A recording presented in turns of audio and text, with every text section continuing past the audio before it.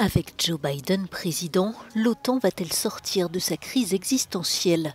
Pas sûr que cela implique de faire à nouveau des États-Unis les gendarmes du monde. Le discours sera un peu plus policé que le chacun pour soi de Donald Trump, mais Washington continuera d'attendre des Européens qu'ils prennent leur sécurité en main. Les Européens doivent être vigilants, y compris vis-à-vis d'une administration Biden, explique ce politologue.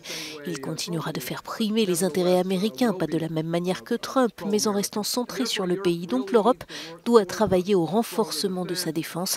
Elle doit s'unir autour du noyau franco-allemand qui, lui, doit montrer la voie d'une plus grande unité européenne. Le président sortant exigeait des Européens qu'ils dépensent plus pour leur sécurité et qu'ils contribuent davantage au financement de l'OTAN.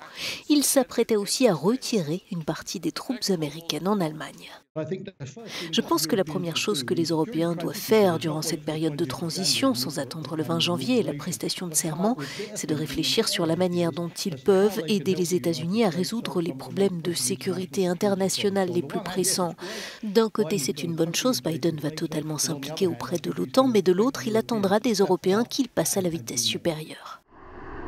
Le mot d'ordre reste donc l'autonomisation, même si le partenariat transatlantique devrait retrouver des couleurs.